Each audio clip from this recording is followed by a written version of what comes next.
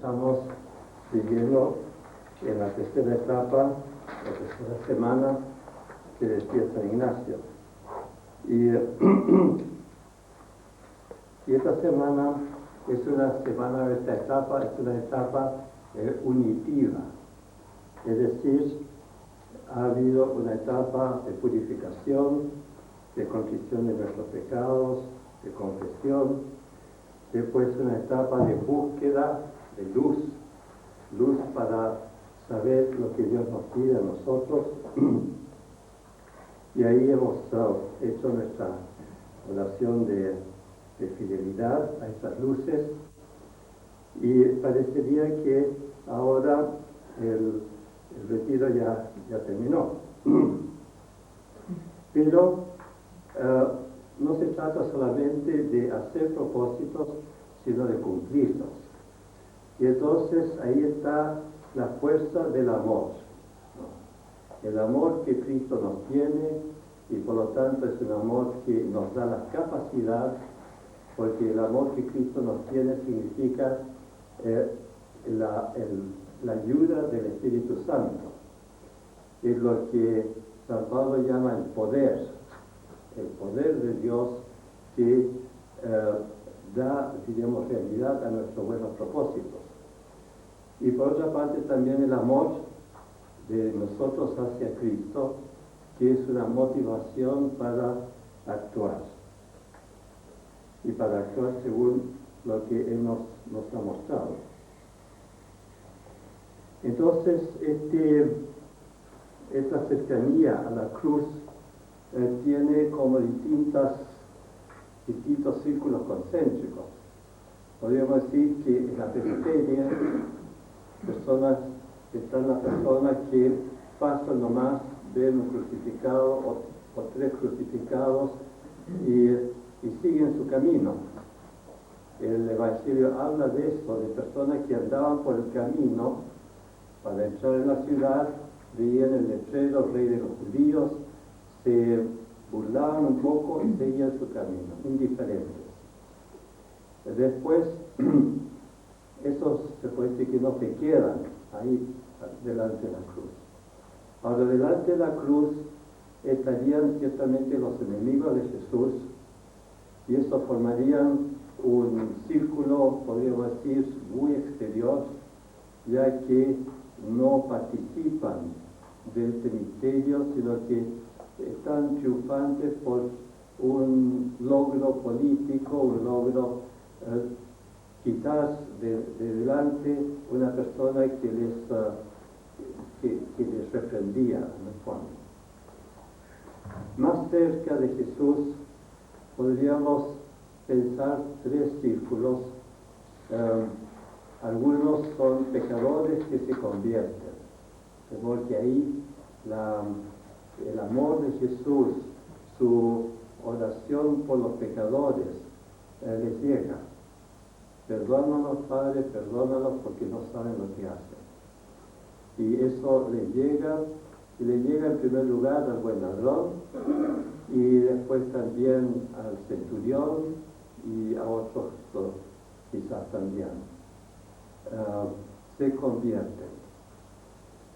Más cerca todavía de Jesús, emocionalmente y interiormente, estarían los discípulos, entre otros Pedro, que convertido interiormente, pero terriblemente, yo diría, humillado, y se sentiría como el último de los apóstoles, lo que después dirá San Pablo, que él es el último de los apóstoles, pero ahí Pedro se sentiría realmente pecador y arrepentido.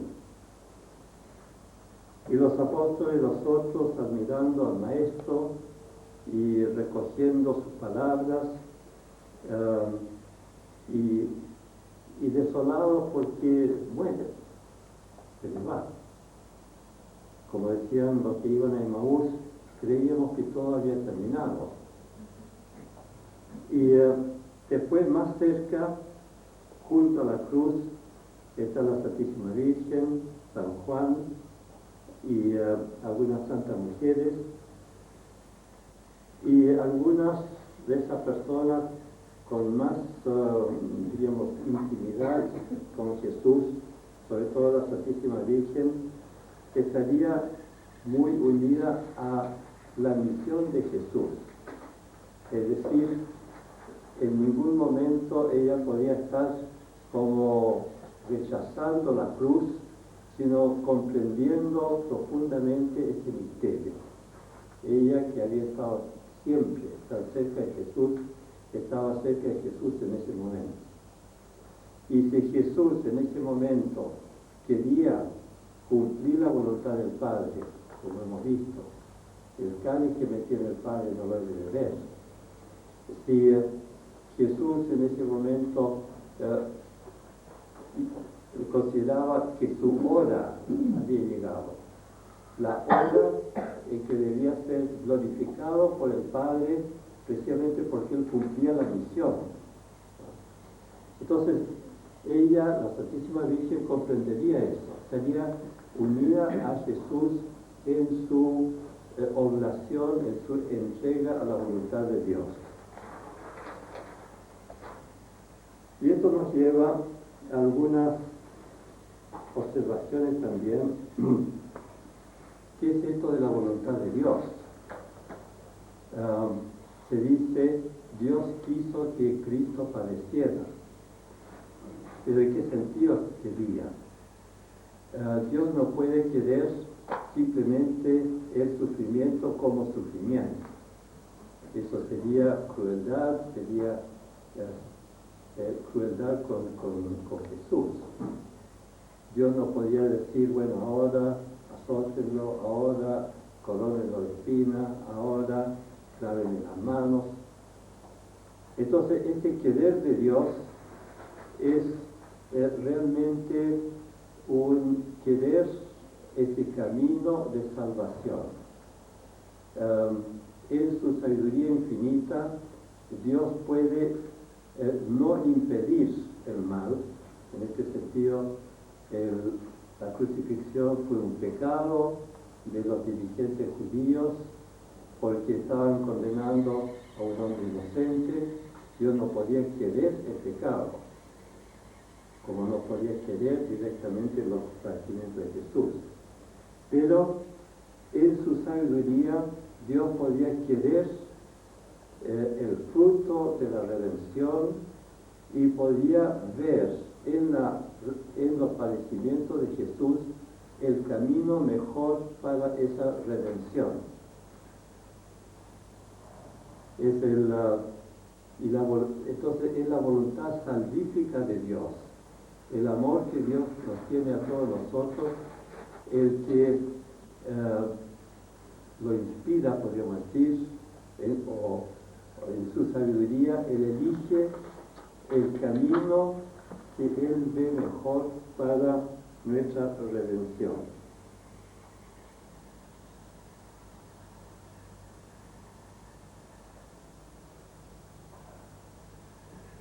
Ahora, uno puede decir, ¿por qué eligió Dios ese camino? ¿Y por qué un camino tan doloroso? Y recordemos que Dios nos habla en nuestro lenguaje humano. Y Jesús hacía, podríamos decir, muchos gestos inútiles para enseñanza a nosotros. Por ejemplo, cuando sanaba a un leproso, lo tocaba. No era necesario tocar al leproso. Sabemos que Jesús podía sanar a distancia, pero tocaba al leproso. A un ciego le hace un barrito con saliva y lo manda a ir a lavarse a Siloé. Es decir, cuando va a esa niñita que había recién muerto, él, bueno, la toma la mano, le habla. Son gestos humanos, lenguaje humano. Y podríamos decir que en gran parte la pasión de Cristo fue tan dolorosa porque es un lenguaje humano también. Nosotros no habríamos apreciado y entendido un decreto de Dios, o simplemente Dios Jesús que dice: Padre, en tus manos, Padre, no mi voluntad sino la tuya. Esa obediencia de Jesús sin llegar a la cruz. Jesús estaba redimiéndonos a través de toda su vida. Cada día que Él despertaba, estaba Él haciendo la voluntad del que lo envió, como Él decía. De modo que esa cruz tan dolorosa, con todos esos detalles, en gran parte es hablarnos en un lenguaje que nosotros entendemos y hacernos comprender hasta qué punto ese amor de Dios, que no impidió esos sufrimientos de Jesús para que nosotros nos convenciéramos de su amor.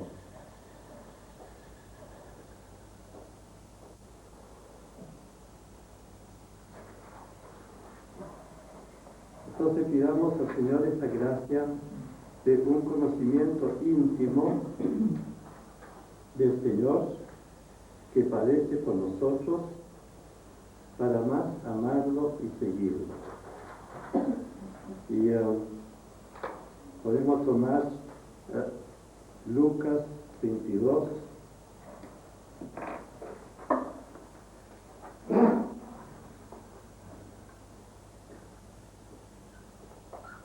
...22, 1:71, está el capítulo, y Lucas 23,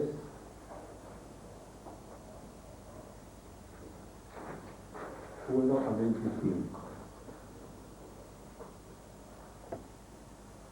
Después Juan 18, 1-40, también estos capítulos, y Juan 19, 1-16.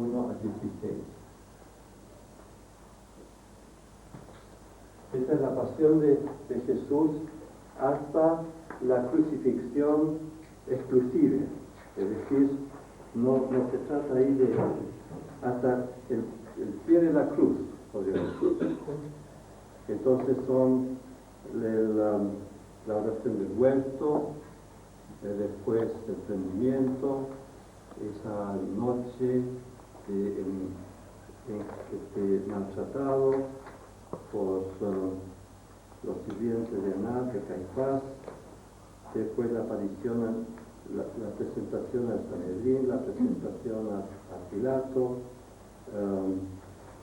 esta visita, podríamos decir, a Herodes, y después otra vez Pilato, los azotes, la corona de espinas, el camino a la cruz. Y en todo esto, fijémonos en las palabras. No vamos a aprender nada con la crueldad de los hombres, pero vamos a aprender de Jesús ante la tribulación, ante el sufrimiento, y los sentimientos de Jesús y lo que Él va, diríamos, sintiendo dentro. Con Pilato Él habla también cuando el sumo sacerdote le pregunta si realmente es el Cristo. ¿Por qué? Porque son autoridades y tienen cierto derecho a saber. Pero ante Herodes no dice una sola palabra, porque Herodes está en otro plano, en el plano de entretener a la corte, de entretenerse con Jesús. Jesús no se va a prestar a una cosa simplemente inútil. Y Jesús también va a estar silencioso en todo ese tiempo de azotes, de coronación de espinas. En cambio, Jesús va a detenerse y va a hablar con las mujeres en el camino de la cruz, cuando ve esa buena voluntad de ellas y cómo están llorando por los sufrimientos de Él. Y de todo eso, esa voluntad de Jesús de cumplir hasta el fondo la voluntad de Dios. Dios que quería la salvación del género humano a través de la pasión. También vean estos textos, Gálatas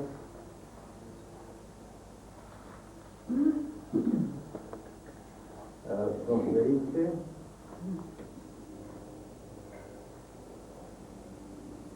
Corintios. Apreciamos y comprendemos a Pablo, que siente profundamente el amor que Cristo le ha tenido en su pasión. En Gálatas 2:20 dice: con Cristo estoy juntamente crucificado, y ya no vivo yo, sino vive Cristo en mí. Y lo que ahora vivo en la carne, lo vivo en la fe del Hijo de Dios, el cual me amó y se entregó a sí mismo por mí. ¿No? Que es el amor que Cristo le tuvo a Pablo, y la conversión de Pablo hace que él tenga un agradecimiento inmenso. Y ese agradecimiento lo lleva a entregarse completamente a la voluntad de Dios. Lo vivo en la fe del Hijo de Dios, el cual me amó y se entregó a sí mismo por mí. Y esto es precisamente lo que movía al padre Alberto Hurtado. ¿Qué es lo que haría Cristo en mi lugar? ¿Qué es lo que haría yo en lugar de Cristo, si yo fuera Cristo? De modo que ya no vivo yo, sino vive Cristo en mí. Y cada cristiano está invitado a eso, a sentir que estamos unidos con Jesús. Es una realidad. Estamos unidos porque estamos recibiendo de Él esta vida sobrenatural que es la gracia. Estamos recibiendo de Él el Espíritu Santo en todo momento, y por lo tanto estamos viviendo sobrenaturalmente con la vida de Él, la vida que Él nos comunica, como el tronco que comunica la savia a las ramas. El otro texto, 2 Corintios 5,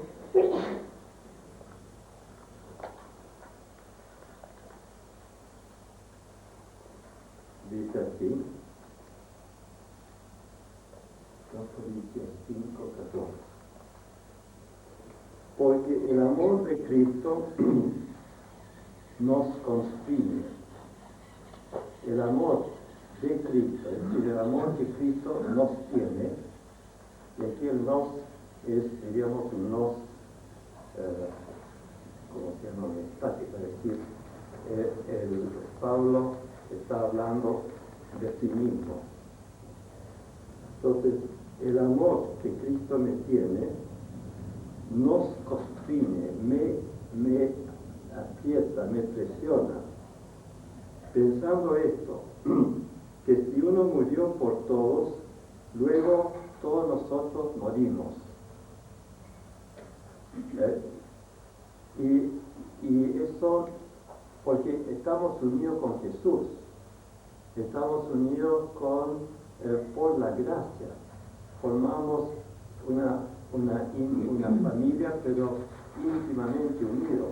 De modo que la muerte de él no es algo que sea, diríamos, extraño a nosotros. Y él murió por todos, luego todos murieron. Y por todos murió él, para que los que viven ya no vivan para sí, sino para aquel que murió y resucitó por ellos. De modo que si Cristo murió por mí, yo he de vivir por Él y para Él. De manera que nosotros de aquí en adelante a nadie conocemos según la carne. Es decir, Pablo decía, desde ahora en adelante no miro a las personas simplemente con una visión natural. Si son grandes, pequeños, etcétera, al exterior, si son simpáticos o no simpáticos. No. Yo siento que mi relación con las personas es mucho más profundo, como la de Cristo.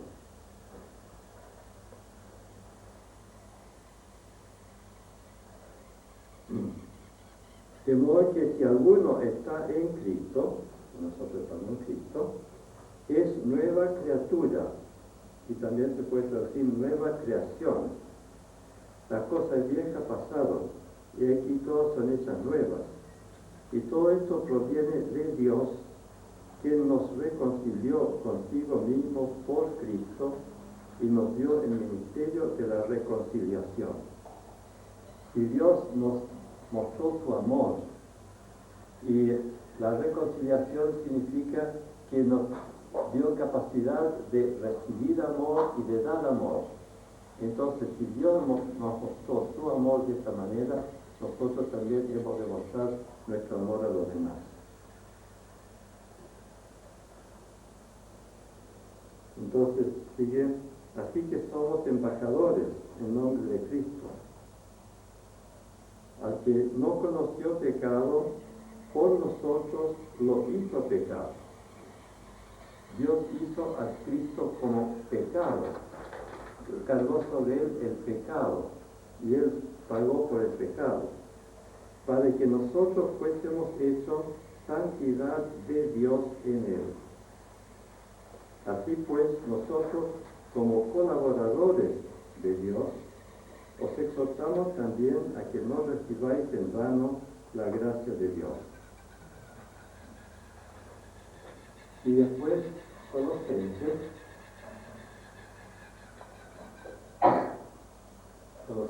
1:24, San Pablo dice, ahora me gozo en lo que padezco por vosotros, y cumplo en mi carne lo que falta de las aflicciones de Cristo por su cuerpo, que es la Iglesia. Cristo suplió y redimió a todos, de modo que no les falta algo a la redención. Estamos todos redimidos. Pero participa con nosotros. Y nosotros que estamos unidos con Jesús, nos toca también andar por el mismo camino y participar en esta obra de redención.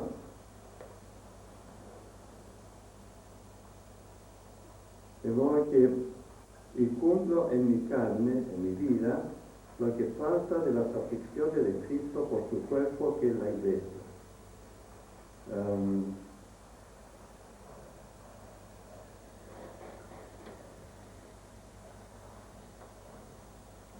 El misterio que había estado oculto desde los siglos y edades, pero que ahora ha sido manifestado a sus santos, a quienes Dios quiso dar a conocer las riquezas gloriosas de este misterio entre los paganos.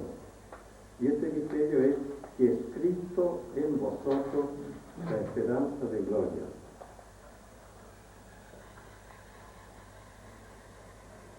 A quien anunciamos, amonestando a todo hombre y enseñando a todo hombre, a fin de presentar perfecto en Cristo Jesús a todo hombre, para lo cual también trabajo, luchando según la potencia de Él, la cual actúa poderosamente en mí. Es decir, esta predicación que está haciendo Pablo está bendecida por el Señor. Los frutos muestran que Dios está bendiciendo las actividades de Pablo. Y eso es lo que se espera de cada cristiano, que actúe como cristiano y que Dios bendiga esa actividad de cada cristiano. El cristiano pone su palabra, pone su amor, y Dios toca los corazones y transforma a la gente. De modo que meditemos estos textos y sobre todo pedir al Señor un conocimiento íntimo de Él para más amarle y seguirle.